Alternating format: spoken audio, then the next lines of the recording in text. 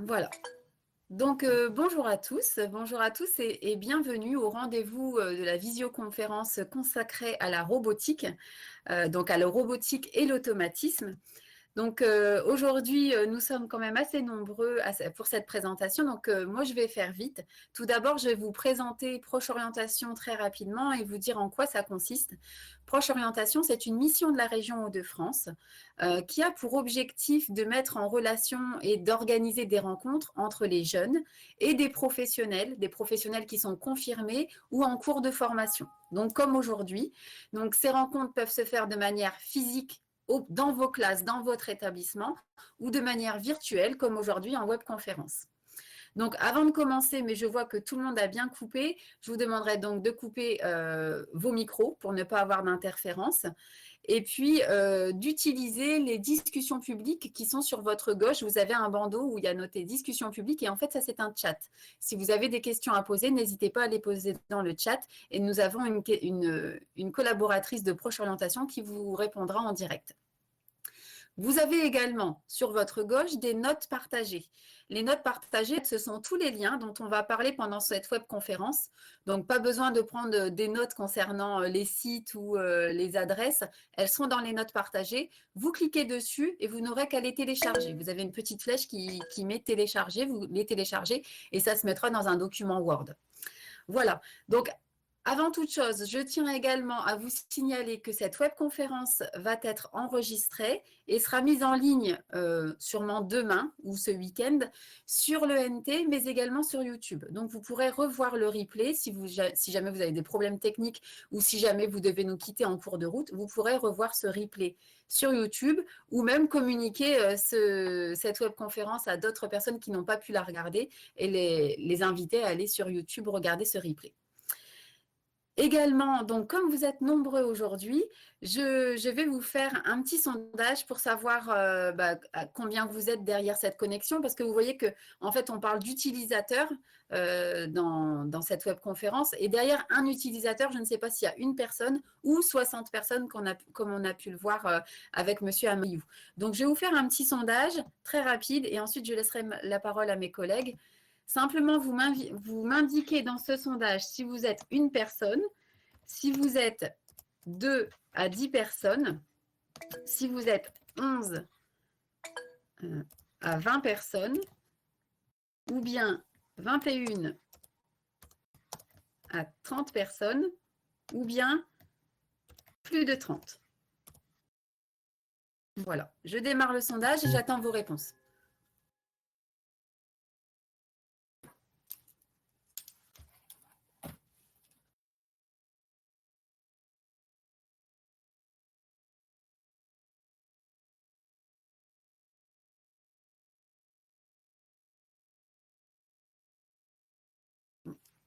Très bien.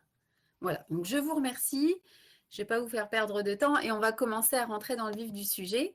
Donc, tout d'abord, cette webconférence a été organisée en collaboration avec plusieurs organismes. Donc, tout d'abord, nous avons collaboré avec l'UIMM, avec Proméo, avec l'INSET, qui est un institut d'enseignement supérieur de l'Université de Picardie Jules Verne de l'Académie d'Amiens, avec la Cité des métiers de Saint-Quentin, avec le campus des métiers et des qualifications de la métallurgie et de la plasturgie, et avec l'entreprise MW, plus connue sous le nom de Magneto Wheels. Voilà, donc merci à tous pour cette collaboration et cette webconférence. Donc, tout d'abord, je vais laisser la parole à Ingrid Cresp, qui est présente aujourd'hui et représente l'UIMM, et ensuite, nous laisserons la parole à nos 3 ambassadeurs ici présents. Donc, merci. Bienvenue, Ingrid. Bonjour à tous, merci Gaëlle. Comme Gaëlle l'a dit, ce webinaire est organisé en coordination entre l'UIMM au niveau Hauts-de-France et le campus des métiers et qualifications métallurgie et plasturgie. Nous avons voulu faire ce webinaire pour faire parler des métiers d'industrie. Ça fait partie d'une série de webinaires sur les différents métiers industriels. En Hauts-de-France, nous sommes une région industrielle majeure avec plus de 260 000 salariés, ce qui représente 10% des effectifs nationaux. Quand on parle industrie, on pense bien souvent grosses entreprises, mais nous avons aussi tout un panel de petites et moyennes entreprises, puisque 90% des entreprises industrielles de notre territoire emploient moins de 50 salariés. L'industrie recrute avec 10 000 à 25 000 recrutements par an dans le seul domaine de la métallurgie. Et l'industrie forme. Nous avons 5 000 jeunes qui sont formés en alternance chaque année dans les entreprises industrielles, et ces chiffres n'enveloppent pas le domaine de l'agroalimentaire. Donc nous, quand on parle UIMM métallurgie, on parle des domaines de l'automobile, du ferroviaire, de l'aéronautique spatiale défense, tout ce qui est métallurgie, fabrication de produits mécaniques, tout ce qui est électrique, électronique et numérique. Donc c'est bien vaste, c'est le travail des métaux en général. La métallurgie représente 50% environ de l'industrie, mais il ne faut pas oublier le domaine de la chimie, de l'agroalimentaire, etc. Gaëlle, je te laisse passer à la suite. On va parler spécifiquement des métiers d'automatisme et robotique industrielle. Les robots prennent une place de plus en plus importante dans l'industrie. Elles remplacent des professionnels, elles remplacent des personnes sur des postes qui sont bien souvent des postes qui peuvent être pénibles. Et donc, on peut installer des robots qui vont venir effectuer ces tâches. Alors, l'automaticien roboticien, il est globalement chargé de l'automatisation des robots, l'automatisation des usines, des entrepôts, des centres de tri. Il conçoit et met en place des systèmes automatisés complexes. Donc, c'est lui qui va déterminer les différentes opérations à automatiser. Est-ce qu'il faut souder, peindre, palettiser? Mais ça, Damien nous l'évoquera tout à l'heure. Donc, il doit consigner l'ensemble des recommandations dans un cahier des charges. Il a aussi en charge de concevoir et mettre en œuvre les programmes informatiques. Et puis, l'automaticien et roboticien est aussi en charge de la maintenance et de l'entretien des différents robots. Alors, quelques chiffres. En France, on compte 130 robots pour 10 000 salariés dans l'industrie. Donc, on voit que la robotisation s'accélère. Et on a besoin de personnes pour concevoir, programmer ces différents robots. C'est un domaine avec de nombreux besoins de recrutement. Alors, quand nous sommes allés voir sur le site Pôle emploi, un instant T, c'était la semaine dernière, il y avait 400 offres d'emploi en Hauts-de-France sur ce domaine. Mais si vous faites vos propres recherches, vous verrez qu'il y a de nombreux postes à pourvoir dans ce domaine. D'accord, merci, tout à fait, oui, puisqu'en plus, ce sont les chiffres que de Pôle emploi. Donc, ce qui fait qu'après, il y a d'autres offres qui sont cachées. Donc, le chiffre est nettement supérieur à celui-ci encore. Donc, effectivement, c'est un métier qui recrute. Et pour en parler aujourd'hui, donc, on reçoit 3 ambassadeurs, donc un ambassadeur et 2 ambassadrices de la robotique. Donc, un ambassadeur confirmé qui est Damien Ouatremet et qui représente aujourd'hui l'entreprise MW. Donc, bienvenue Damien et merci d'avoir accepté l'invitation. Non, merci. Merci Damien. Nous recevons également Stéphanie, qui est élève apprentie en BTS CRSA. CRSA veut dire conseil en réalisation de systèmes automatiques. Donc, elle est apprentie en BTS en alternance chez Proméo et dans une entreprise à Aulnon qui s'appelle la SACMO. Donc, merci beaucoup Stéphanie et bienvenue. Et puis, Fama, qui est apprentie également en 2e année de master industrie numérique, donc au sein de l'INSET à Saint-Quentin, que je vais vous présenter tout à l'heure, et en alternance avec l'entreprise DRB Méthode et Applications qui se situe à Noyon. Donc, merci Fama. Donc, merci à tous les 3 de consacrer 1 heure de votre temps et de pouvoir répondre aux questions des jeunes. Donc, tout d'abord, avant de commencer, je souhaiterais vous montrer une vidéo qui a été tournée au sein de l'entreprise de Damien. Donc, je vais vous la mettre en ligne rapidement. Et comme ça, ensuite, Damien pourra commenter cette vidéo et puis nous en dire un petit peu plus.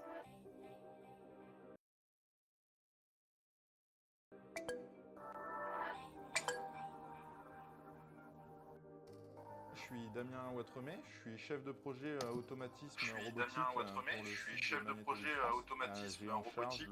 le site de Magnétoville France. J'ai en charge le développement de produits neufs, l'amélioration des produits anciens, des produits production. Chaque journée est relativement différente, même si elle essaye d'être guidée par un fil rouge. J'ai toujours avancé dans les études, dans les améliorations de CV. Après, derrière, c'est vraiment de l'analyse du projet. Une grande projet, c'est la mise en place des plans, la rédaction des cahiers des charges. On va retrouver de l'analyse de terrain, de l'étude, des mesures, réaliser des plans, contrôler des plans 3D. Il faut savoir être rigoureux, c'est le premier point pour être un chef de projet, c'est savoir suivre les plans, suivre les gens, que ce soit aussi bien les clients sur le terrain. Il faut être un peu touche à tout, parce qu'au final on se retrouve à être mêlé aussi bien à des problèmes mécaniques, des problèmes électriques, des problèmes automatisme, des problèmes humains. Maintenant il faut être dans la rigueur, il faut être consciencieux, il faut être curieux. La curiosité c'est primordial, il faut toujours avoir envie d'en découvrir un peu plus, parce que ce qu'on a fait il y a 10 ans, ça a sûrement évolué, on peut peut-être faire mieux, plus rapide. C'est aussi beaucoup de dialogue, mine de rien, à tout niveau, que ce soit de l'opérateur, comme du responsable d'équipe, comme carrément du PDG ou plus loin encore. Par exemple, on fait partie d'un groupe, ça nous arrive de communiquer. Il n'y a pas que la technique, parce que la technique, ça fait des choses, ça permet de se dire ok, ce technicien-là est très très bon, donc il faut rester ouvert, il faut savoir écouter. À la base, je viens d'un master en électronique embarquée.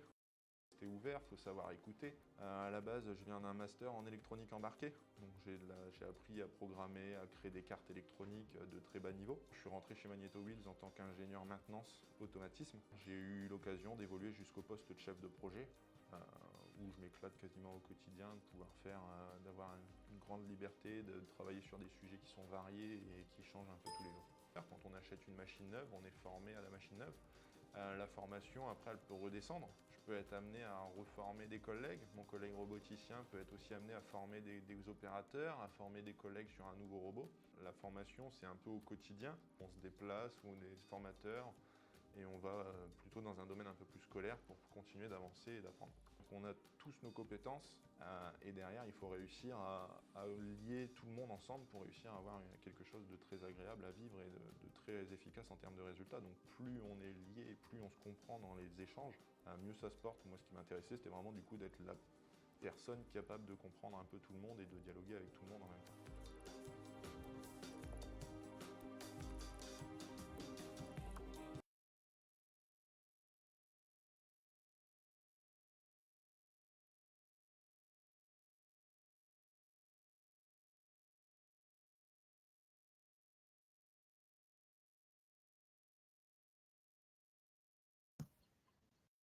Très bien, donc j'avais encore oublié de remettre mon micro. Donc j'espère que vous avez tous bien vu cette vidéo qui était très intéressante, et merci à Damien d'avoir autorisé les équipes à vous filmer.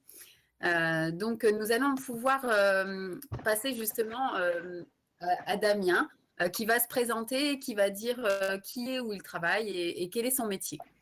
Donc, merci Damien. Merci Gaël. Alors moi c'est Damien, je suis chef de projet pour l'usine de Magnétoville France, donc MW France, sur le site de Ternier. On est des fabricants de roues acier pour les véhicules utilitaires et à usage un peu plus personnel. Mon métier au quotidien consiste à développer, à améliorer nos outils de production. Et du coup, je travaille au quotidien avec de l'automatisme, du robot et de l'humain, parce que ça fait aussi partie d'un grand tout et d'un grand mixte. Mon quotidien, il est fait principalement d'études, d'analyse, et je peux être aussi amené à venir prêter du support sur le terrain quand on rencontre des problèmes qui demandent plus de compétences. Je peux être amené à venir aider les collègues automaticiens ou roboticiens. J'ai choisi ce métier parce que c'est un métier qui me plaît. J'ai toujours été un peu intéressé par un peu touche à tout sur ce qui est la programmation, l'électronique, les moteurs, la puissance qu'on peut générer et ce qu'on est capable de faire avec tout ce qui peut exister dans le monde industriel. Et du coup, voilà, c'est pour ça que je me suis dirigé là-dessus. Aux qualités qu'il faut posséder, ça va être des qualités relationnelles. En tout cas, en chef de projet, on fait beaucoup de relationnel. Ensuite, il faut être rigoureux. Il faut être consciencieux, et il faut être curieux. Je le dis dans la vidéo, c'est très important aussi.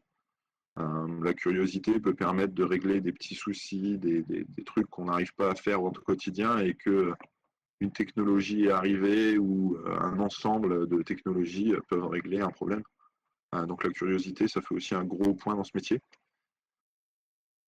Quels sont les avantages et les inconvénients de votre métier?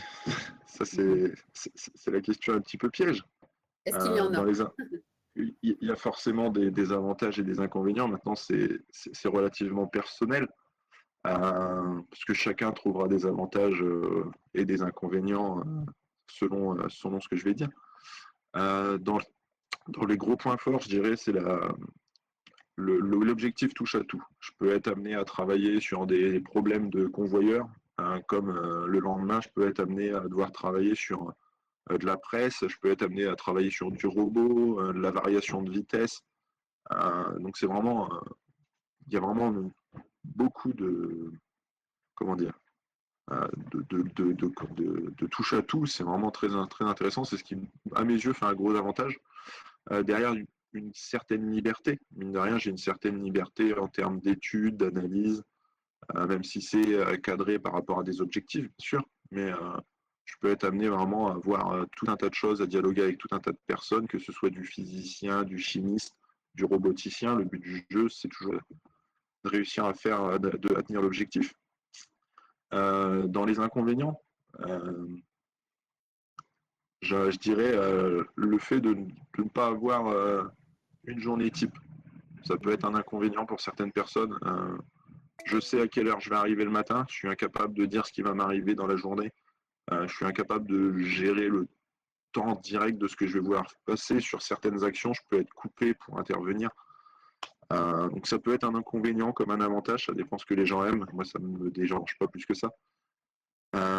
Et après, c'est surtout beaucoup de rigueur, beaucoup de pression et beaucoup de gestion d'humain, humain-machine. Et ça peut être aussi un gros inconvénient si on n'est pas à l'aise dans la prise de parole, dans la prise de décision. Ça peut vraiment devenir un inconvénient dans le métier. Ce côté relationnel, si on n'y est pas prêt, pas attendre, on s'y attend pas. Ouais, donc beaucoup d'imprévus dans la journée, donc une grande adaptabilité. Et si jamais un robot tombe en panne, bah là, je pense que c'est très risqué pour l'entreprise. Donc, je pense qu'il y a une certaine pression aussi à se dire, il faut réparer rapidement, il faut que ça fonctionne, parce que sinon, la production va en pâtir. C'est ça, Donc, c'est la maintenance qui va prendre un peu plus cet aspect-là. Maintenant, j'ai quitté la maintenance depuis 2 ans, donc j'ai plus réellement cette pression production.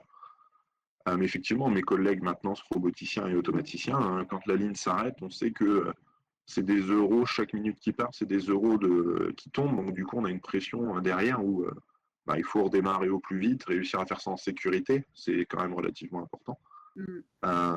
Et de réussir à remettre l'outil de production en marche le plus vite possible.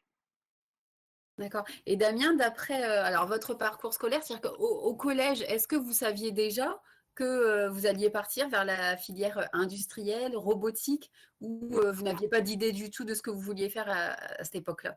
Non, au collège, je me voyais pas forcément. En tout cas, j'avais pas cette vision-là des choses. J'avais plus une vision. Je savais que je finirais dans le domaine de l'informatique parce que j'aimais ça déjà. Maintenant, le domaine de l'informatique, c'est relativement large de nos jours, encore plus de nos jours. Hein. À mon époque, peut-être moins, mais maintenant, c'est encore plus vrai. Donc au collège, voilà, j'étais plus parti sur de la filière générale, à faire des études un peu plus standards, on va dire. Maintenant, j'ai vite bifurqué sur des études plus techniques. J'ai quitté la première et la seconde S pour passer sur une première. Maintenant, ça doit être STI 2D si je dis pas de bêtises. Donc avant, c'était électrotechnique. Et c'est de là où j'ai rencontré les premiers automates et que j'ai commencé à toucher aux premiers automates et où j'y ai pris goût. Et ensuite, j'ai voulu aller plus loin qu'un automate. Je suis passé par l'INSET. Je connais bien l'INSET du coup. J'ai rejoint la partie système embarqué, où là, je suis parti vraiment dans de la programmation bas niveau, de la réalisation bas niveau, pour faire du spécifique. Et puis, en quittant l'INSET, j'ai eu l'occasion de rentrer en tant qu'ingénieur automaticien chez Magnéto France. et derrière d'évoluer vers la place de chef de projet actuellement. D'accord. Donc, dès la fin de vos études, vous avez trouvé un emploi chez MW. Vous n'avez pas fait d'autres entreprises parce que de toute façon, vous n'avez pas eu nécessité. J'ai fait des petits CDD à droite à gauche, mais rien de... On peut en parler, hein. C'était avec le cadre de l'INSET et des projets de l'INSET où j'ai rejoint des laboratoires, j'ai rejoint j'ai fait des petits boulots comme peut faire Stéphanie en alternance. Voilà, donc tout ça, ça compte. Mais après, effectivement, les 9 mois après lesquels je suis sorti de l'INSET, je suis rentré, après mon diplôme, 9 mois après, je rentrais chez Magneto France. D'accord. Ouais, donc, pas de difficulté à trouver une entreprise. Votre niveau scolaire, donc, vous êtes allé jusqu'où à l'INSET? J'ai un master Un master. Un master en en électronique embarquée. électronique embarquée. D'accord, très bien.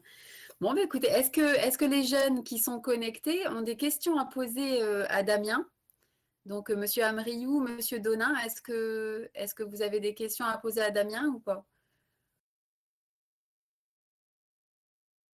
Non, c'est clair. Alors, si jamais vous en avez, n'hésitez pas à utiliser le chat pour parler, ou alors si vous en avez par la suite, n'hésitez pas à intervenir. Et comme ça, nous allons pouvoir ensuite passer aux deux ambassadrices. Est-ce que Damien, vous souhaitez donner des conseils aux jeunes qui nous regardent, qui ne savent pas encore ce qu'ils veulent faire?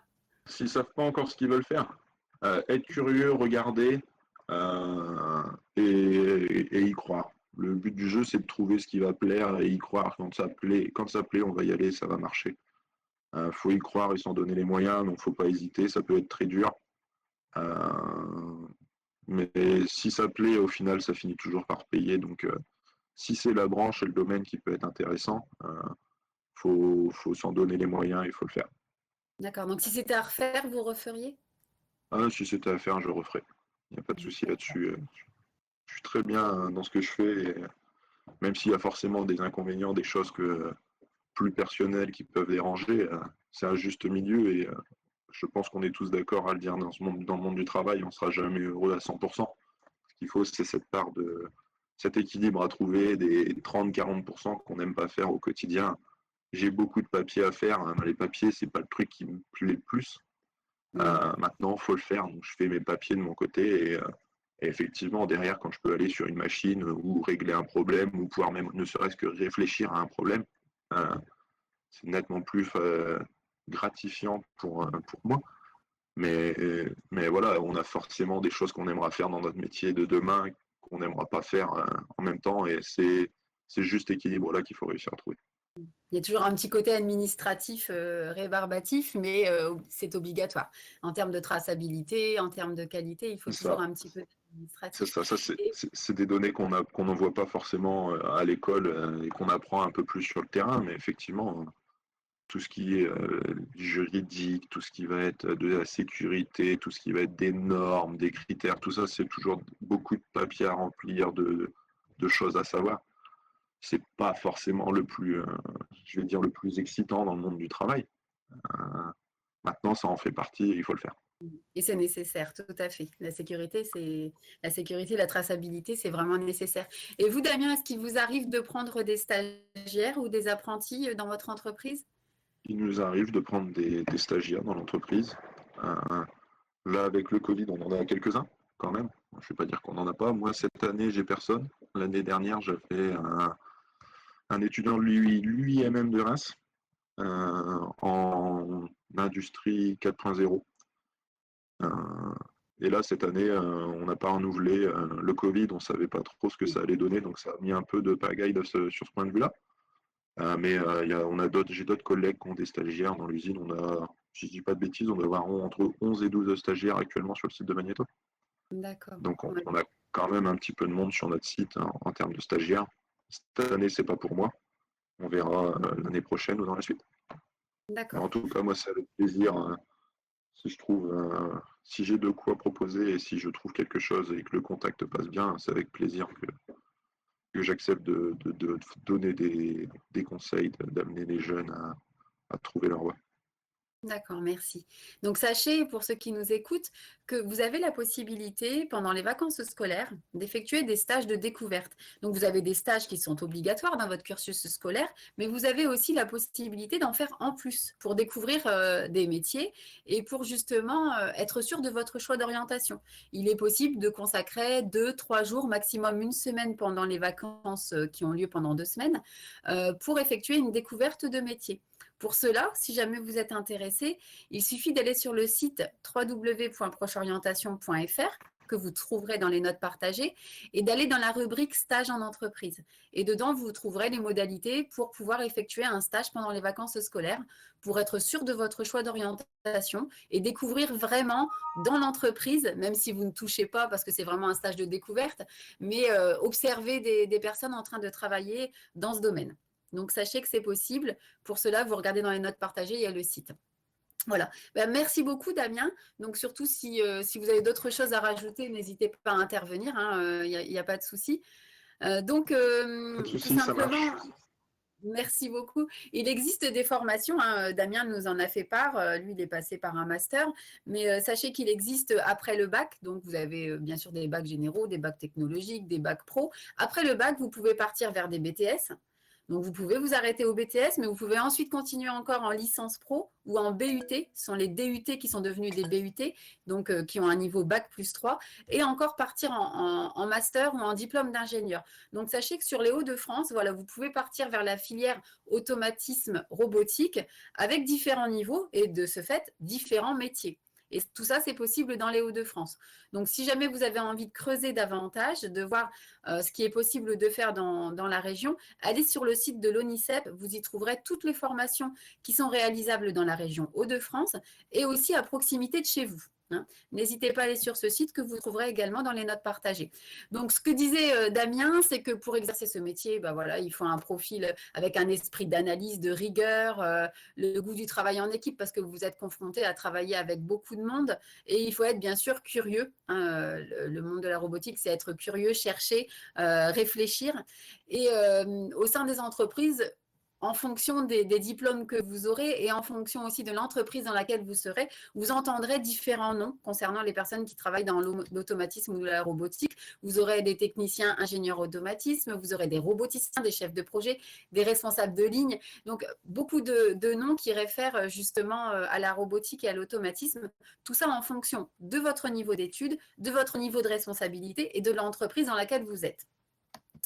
Donc, pour nous parler justement de ces formations, donc on a Stéphanie qui est aujourd'hui présente, qui est apprentie en BTS CRSA et qui va se présenter, qui va nous expliquer un petit peu ce qu'est le BTS CRSA, comment elle a trouvé cette idée, pourquoi. Enfin voilà, on vous écoute Stéphanie, je vous laisse la parole. Merci. Alors, je m'appelle Stéphanie, j'ai 21 ans et je sors d'un bac pilote de ligne de production, donc en tant qu'opératrice de ligne. Et j'ai choisi de continuer en BTS autisme. J'avais le choix donc entre l'automatisme et la maintenance. Et l'approche au métier d'automatisme m'intéressait beaucoup plus que la maintenance. Ça reste à peu près dans le même domaine, mais on va dire qu'il y a plus à faire dans l'automatisme que dans la maintenance. C'est plus divers, c'est différent. Et je réalise mon BTS sur 2 ans en alternance à la SACMO. Donc, c'est une usine c'est une entreprise qui va intervenir dans les usines de production pour faire des réglages machines. Ils vont faire la conception des machines, les réglages, les programmes. Ils travaillent aussi sur les robots. Et tout ça, ça va être le but, ça va être de faire fonctionner les usines, surtout en termes de vitesse, de production. Donc, je dirais que les inconvénients et les avantages, donc c'est comme Damien en fait, il ne va pas y en avoir. Si ça nous plaît, il n'y en aura pas tellement. En avantage, je dirais plus, déjà, étant en alternant, on a un revenu, on gagne en expérience, on a un pied dans le métier, donc on aura moins d'appréhension en sortant justement de notre diplôme. Et en inconvénients, ça peut être, comme disait Damien, les horaires. On sait à quelle heure on commence, mais on ne sait jamais vraiment à quelle heure on termine. Ça peut être aussi le fait qu'on est à fond dans quelque chose et puis ça ne fonctionne pas comme on veut, donc on va se prendre la tête dessus. Il faut quand même garder un esprit assez froid. En qualité, je dirais que la rigueur, c'est très important. Il faut être intéressé. Comme je dis, il faut garder la tête froide pour vraiment savoir ce qu'on fait et être assez autonome parce qu'on ne va pas tout le temps aller demander à quelqu'un comment on fait. Ça va être un métier, l'automatisme, ça va être vraiment un métier où il faut être autonome parce qu'on est la dernière branche qui peut régler le problème en fait. Donc, ça va être D'accord. surtout ça. Merci Stéphanie. On a une question du chat, Stéphanie. Alors, peut-être Stéphanie ou Fama ou Damien pourront nous répondre. De Blandine, qui demande s'il faut avoir des bonnes notes pour effectuer ce métier. Alors là, ça veut dire quoi des bonnes notes déjà? Et est-ce que c'est des bonnes notes et à quel moment? Est-ce que certains d'entre vous, déjà Stéphanie, est-ce que vous pouvez nous dire si vous aviez des bonnes notes au collège, au lycée, ou vous avez toujours été excellente? Comment ça s'est passé? On va dire que au collège, et puis bon, moi je sors de différents bacs. En fait, j'ai fait plusieurs expériences au niveau des diplômes. Et je m'en suis toujours assez bien sortie avec des difficultés dans certaines matières, hein, ça arrive toujours. Mais je dirais pas que c'est avoir des bonnes notes, parce qu'on ne peut pas tout comprendre, ça c'est concevable. Mais il faut toujours être intéressé et essayer justement de comprendre au maximum. Et ça va être surtout les matières techniques à bien être dedans, à comprendre ce qu'il faut comprendre. Mais comme je dis, il faut être intéressé pour pouvoir vraiment y arriver. En fait, il faut trouver un intérêt à ce que l'on fait. Avoir des Oui. bonnes notes, c'est pas ça le plus important, même si c'est très important, bien sûr, il ne faut pas laisser tomber. Mais ce qu'il faut, c'est trouver un intérêt à ce qu'on fait. Et à partir du moment où on sait pourquoi on le fait, d'un seul coup, on s'intéresse et ça rentre beaucoup mieux. C'est ça le truc. C'est Et, ça. et Stéphanie, vous avez, enfin, ou Stéphanie ou Damien, ah non, Damien nous a déjà dit, mais Stéphanie, vous êtes passée par quel bac? Moi, je suis passée, donc le bac que j'ai fait juste avant, c'est un bac pilote de ligne de production. Je l'ai fait en alternance à Papago, une usine de L'Oréal, et je l'ai réalisé. Donc, normalement, c'est un bac en 2 ans, mais étant donné que sur le centre de formation, il s'arrêtait, je l'ai fait en 1 an et demi, dont 1 an d'entreprise. Et je l'ai eu, bon, c'était un terme assez compliqué avec le Covid et tout, mais ça a été, quoi. J'ai su m'accrocher. D'accord, donc vous êtes passé par un baccalauréat professionnel, une filière professionnelle. Damien, lui, il Ça. est passé tout d'abord par du général et ensuite technologique, donc le bac STI 2D d'aujourd'hui. On peut, voilà, en fait, on peut partir vers la robotique ou l'automatisme, quel que soit le bac. On peut, voilà, on peut commencer par un bac général ou un technologique ou un baccalauréat professionnel. Il ne faut pas justement se freiner. Il faut essayer de trouver des idées et puis de l'intérêt à ce que l'on fait. Et c'est toujours possible, en fait, de rattraper après. Pour rebondir juste vite fait d'un niveau note, j'ai envie de dire, en général, je devais tourner 10 et demi de moyenne. À partir du moment où je suis rentré en électrotech et où le déclic s'est fait dans ma tête, tout de suite la moyenne s'est envolée et je tournais à 15, 16, 17 sans avoir forcément besoin peut-être de fournir plus d'efforts que je fournissais pour avoir mon 10 de moyenne en S. Mais voilà, forcément derrière ça a découlé et j'ai maintenu ce niveau-là jusqu'au master dans la foulée. Donc effectivement, je rebondis sur ce que disait Stéphanie, à partir du moment où ça vient à plaire, les notes derrière viennent tout de suite à suivre à partir du moment où on peut s'impliquer et on y croit et on veut y aller, quoi. Il faut vraiment trouver sa branche et ce qui va nous faire vivre.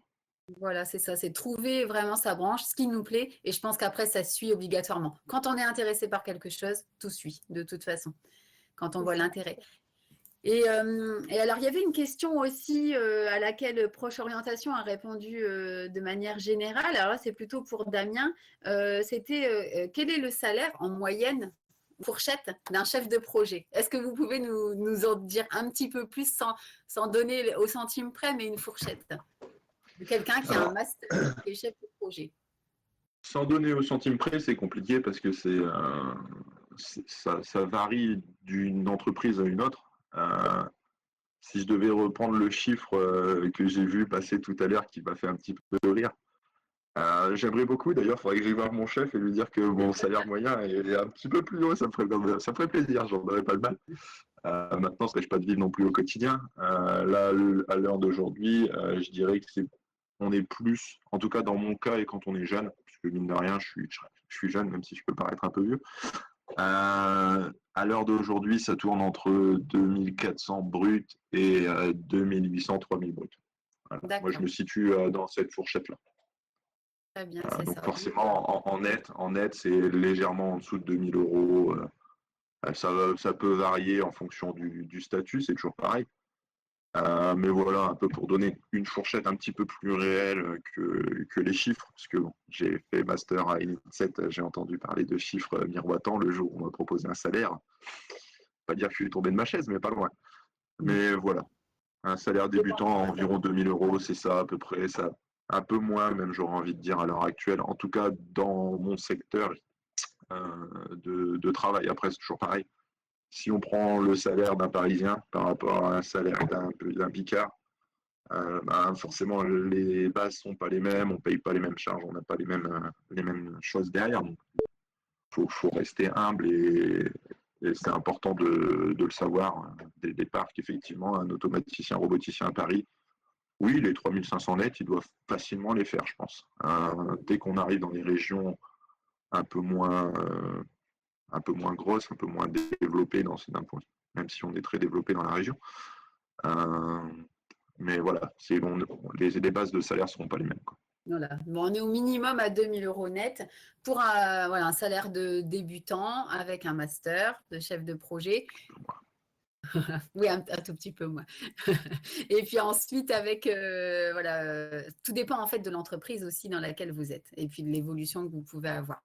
Très bien. Et je reviens, Stéphanie, est-ce que être une fille, moi c'est une question que j'aimerais aussi vous poser parce qu'il y a sûrement des filles qui nous regardent, être une fille dans le domaine de l'automatisme ou de la robotique, est-ce que c'est un avantage, un inconvénient ou c'est exactement pareil, il n'y a rien qui change? Est-ce que vous inciterez d'autres filles à se lancer dans ce domaine? Moi, j'ai pas vraiment de problème. C'est vrai qu'il y a que des garçons, enfin, que des garçons, non, mais dans mon entreprise, c'est des garçons qui sont à l'automatisme. Je suis la seule. Et, et pourtant, je me sens très bien intégrée. Donc, pour ça, il n'y a pas de souci. On ne sous-estime pas. Ça reste correct. Et puis, je pense que si ça nous plaît, peu importe les commentaires qu'il y aura sur notre métier ou même sur nous-mêmes, si ça nous plaît, on saura faire avec. Ouais, tout à fait. Donc voilà, c'est parce que justement, on sait que la répartition homme-femme dans l'industrie en général, voilà, elle est plus masculine que féminine. Donc simplement, voilà, oser les filles partir dans l'industrie, c'est pas du tout un métier masculin. La preuve, là, c'est qu'on a 2 ambassadrices féminines. Donc voilà. Est-ce que Stéphanie, vous avez d'autres choses à rajouter? Est-ce que vous auriez des conseils à donner?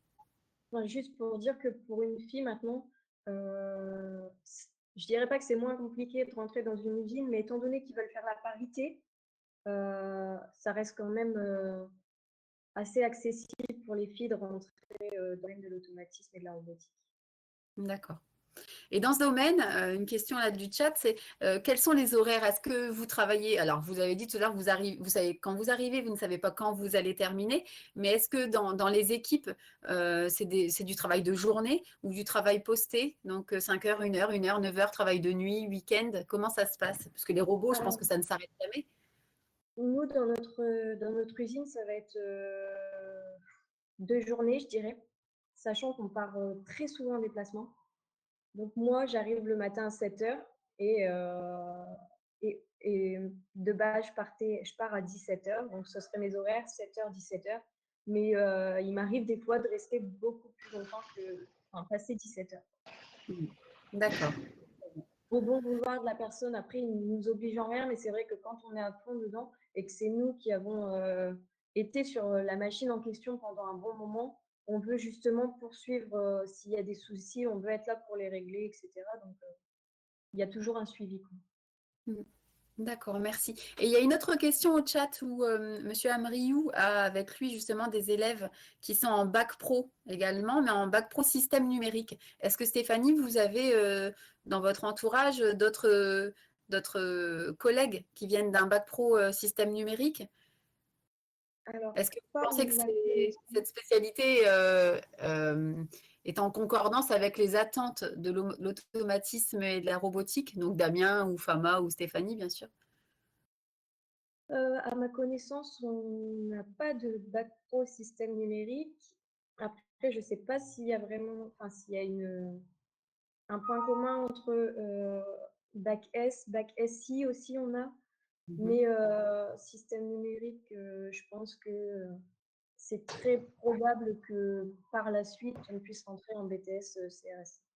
Voilà, c'est la continuité.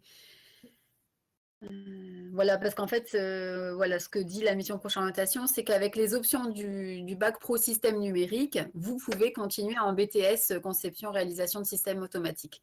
Vous allez voir sur l'ONICEP, mais c'est bien en concordance. Il vous arrive, vous, Damien, d'avoir des élèves de bac pro qui viennent en Alors, stage? du bac pro en stage, on en a eu. Maintenant, pas de système numérique parce qu'il existe quand même beaucoup de bac pro. Mm. Donc, je ne les connais pas tous, malheureusement. Donc, pour parler du système numérique, je ne sais pas. Je ne saurais pas répondre. Par contre, oui, des bacs pro maintenance, des bacs pro automatisme, des bacs pro électriques, parce qu'on a aussi des électriciens. Mhm. Ça nous arrive d'avoir ce genre de profils qui viennent sur site. Si je ne dis pas de bêtises, je dois avoir une intervention avec un bac pro de Chauny. La semaine prochaine, il est là en stage chez nous pendant 15 jours et on m'a demandé de faire une intervention avec lui pendant une journée, donc il sera avec nous pendant une journée. Du coup, D'accord. voilà, je sais que j'ai des bacs pro. J'ai un bac pro électro. Maintenant, est-ce que c'est électronique ou électrotechnique? Je ne sais pas trop. J'ai pas eu le temps de finir de regarder le sujet, mais je sais qu'on en a et qui viennent régulièrement. Bien sûr, et tous ces bacs pro dans la filière industrielle mènent, alors celui-ci en tous les cas mène bien au BTS CRSA, il n'y a aucun problème. Donc après, à voir avec vos enseignants de la matière hein, et puis creuser davantage, mais c'est tout à fait possible. Donc vous pouvez bien lire ce qu'il y a dans le chat, ma collègue est en train de vous donner un peu plus d'informations à ce sujet. Donc merci beaucoup Stéphanie en tout cas. Et puis donc maintenant nous allons passer donc au témoignage de Fama. Donc Fama, qui elle est apprentie en master industrie numérique à l'INSET de Saint-Quentin et qui va nous raconter un peu son parcours et pourquoi cette voie également. Et puis répondre aux questions de nos élèves. D'accord, donc bonjour tout le monde. Euh, je m'appelle Fama, j'ai 23 ans. Donc, j'ai fait mes études auparavant. Avant la licence, je les ai fait au Sénégal. Donc, j'ai fait mon collège là-bas et le lycée, j'étais en série S. Mhm. Donc, c'est après mon bac que j'ai fait un BTS en informatique industrielle et réseau. Donc, après mon BTS, je suis venue en France pour faire la licence pro en robotique connectée. Donc, je l'ai fait à 50 ans, à l'UIT de 50 ans. Donc, Mhm. après la licence, vu que c'est une continuité, on avait la possibilité de continuer en master sur la même université d'ailleurs. Donc, c'est après cette licence que j'ai fait un master en industrie numérique. Donc, je suis à ma deuxième année et je le fais en alternance à l'entreprise DRB Méthode et application. Donc, par rapport à la licence, j'étais plus je l'ai fait par rapport aux robots industriels. Donc, c'était plus axé sur les robots industriels. C'est les gros robots qu'on voit, les Fanuc, ABB, qu'on trouve dans dans les industries. Donc, par rapport au master, c'est plus par rapport à la robotique mobile. Et donc, sur ce master-là, on vise l'aspect global de la robotique parce que on fait, on peut dire 25% d'informatique, 25% de mécanique, de l'électronique et de l'intelligence artificielle. C'est pour pouvoir gérer vraiment un projet de robotique et donc avoir toutes les bases nécessaires. Donc, on fait aussi de la robotique mobile. Donc, voilà. Pourquoi j'ai choisi de faire la robotique? lors de mon BTS, on avait créé un club de robotique avec des amis. On connaissait rien sur le domaine. Donc, quand on a commencé à travailler là-dessus, donc j'ai aimé, surtout la pluridisciplinarité dont on parlait tout à l'heure. Donc, la robotique, ça touche à beaucoup de choses et j'aime bien avoir plusieurs choses différentes à faire. Donc, Mm. je me disais que la robotique, quand on est roboticien, on doit être ouvert par rapport aux autres métiers, par rapport aux autres domaines. Parce qu'aujourd'hui, quand tu appliques la robotique, par exemple, à la médecine, tu dois connaître un peu un peu dans ce domaine-là. Donc, tu dois faire certaines recherches et c'est ça qui me plaisait aussi. Mm. Donc, Toujours par rechercher davantage, oui. voilà, oui. Donc, par rapport à l'alternance, donc c'est par rapport à l'école. Donc, l'entreprise avait envoyé une offre à l'école. Donc, l'école nous a transféré le mail et j'ai postulé avec d'autres camarades. Donc, après l'entretien, j'ai été prise. Donc, Mhm. par rapport aux avantages, comme tout à l'heure Stéphanie l'a dit, donc on apprend beaucoup plus en entreprise, on applique ce qu'on fait. Donc là, ce n'est plus de la théorie. Bien vrai qu'en école aussi, il y a des TP qu'on fait pour pratiquer. Donc en entreprise, on apprend aussi beaucoup plus. Et donc là, on connaît le monde de l'entreprise bien avant d'être diplômé. Et c'est ce qui est intéressant. Donc la formation ici est rémunérée. Donc Mhm. on a certains avantages. Voilà. Par rapport aux inconvénients, peut-être quand on passe d'élève à l'alternance, on a plus des vacances, 3 mois de vacances. Donc on Mhm. est considéré comme un salarié. Donc on a 5 Fin de semaines de semaine. vacances. Oui, et c'est ce qui est normal aussi. Donc, par rapport aux qualités qu'il faut posséder, je pense que c'est les mêmes que ce que les autres ont cité. Il faut aussi un peu de créativité, je pense, pour faire de la robotique et avoir une bonne esprit d'analyse. Voilà. Mhm. D'accord. Et donc, d'après ce que j'ai pu entendre, Stéphanie et Fama, pas de difficulté pour trouver une entreprise, du coup, dans ce domaine. Donc, ce que j'ai cru comprendre, Fama, c'est que l'entreprise elle-même a envoyé une annonce à l'INSEE. C'était à l'INSEE. Et c'est vous qui avez de ce fait candidaté. Mais dans ce domaine, je pense qu'il y a des entreprises qui recherchent. Et Stéphanie, c'est pareil au niveau de la SACMO. Je pense que ça n'a pas été trop difficile de trouver cette alternance. C'est- Pour ma part, non, ça n'a pas été vraiment compliqué.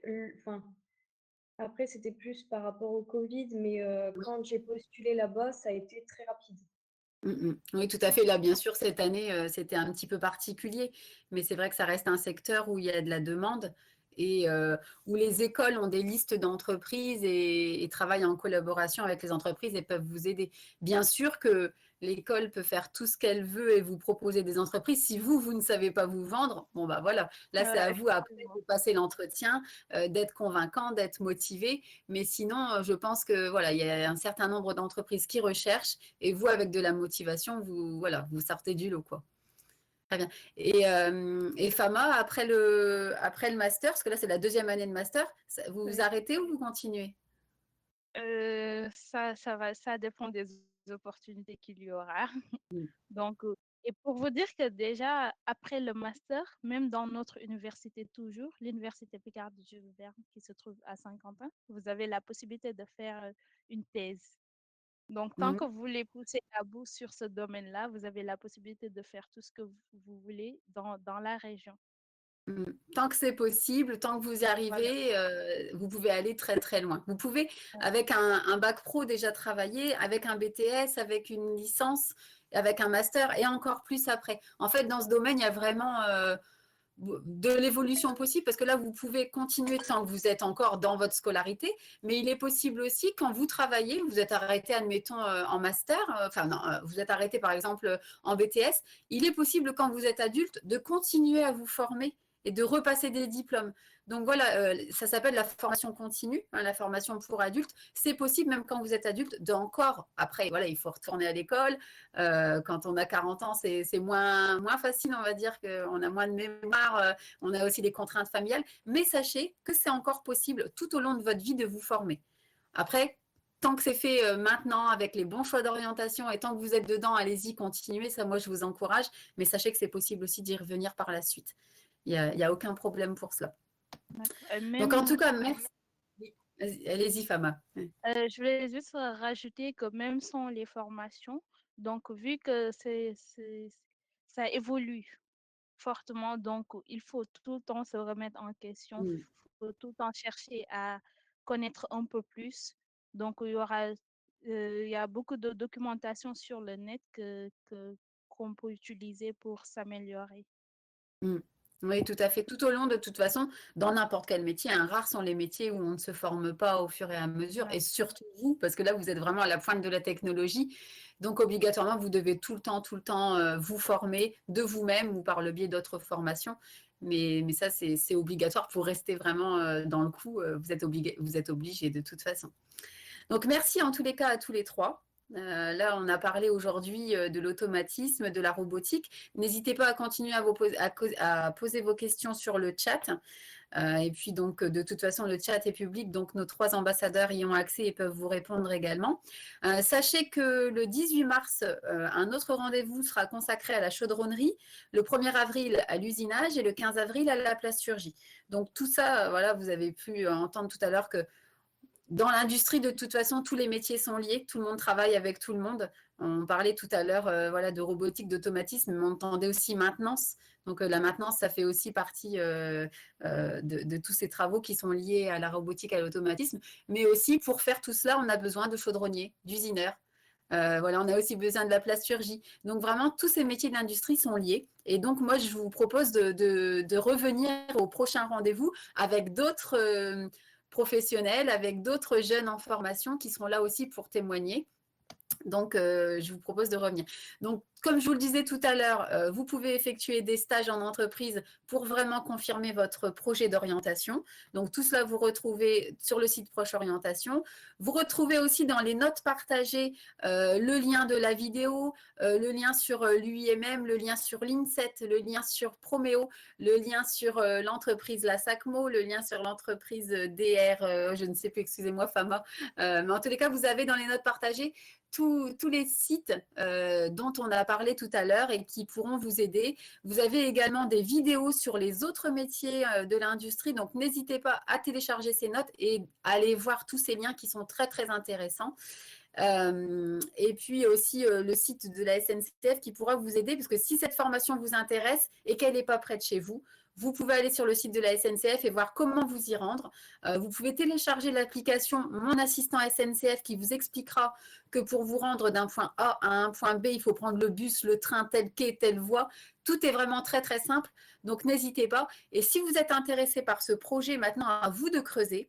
À vous d'aller à la rencontre de vos enseignants qui sont chargés de l'orientation, à vous de prendre un rendez-vous avec votre psychologue éducation nationale si vous voulez vraiment voir si ce projet est fait pour vous, si vous en avez la capacité. Et n'hésitez pas non plus à faire un petit stage de découverte pour être sûr de votre coup avant de vous engager dans une voie.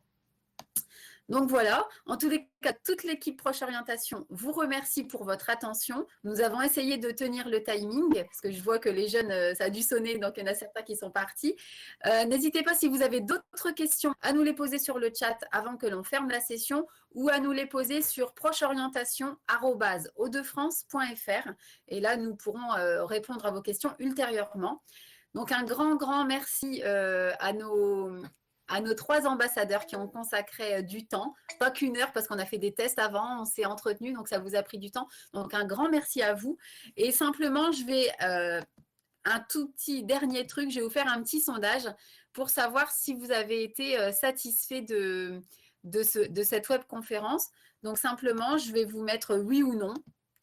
Et puis, hop, attendez, parce que j'ai encore l'autre sondage.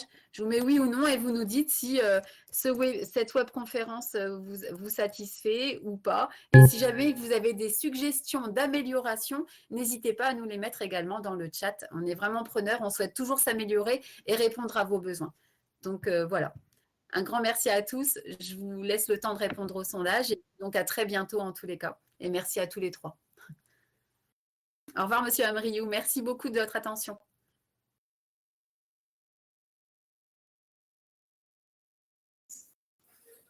Merci à vous tous. Merci, monsieur. Au revoir. Au revoir.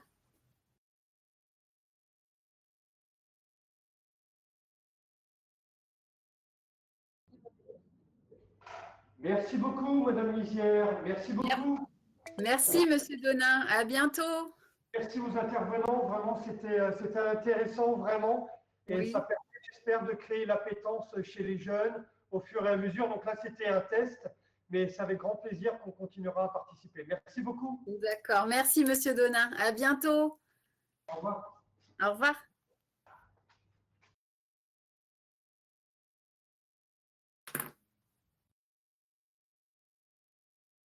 Voilà, parfait. Donc, je vais laisser les jeunes se déconnecter maintenant.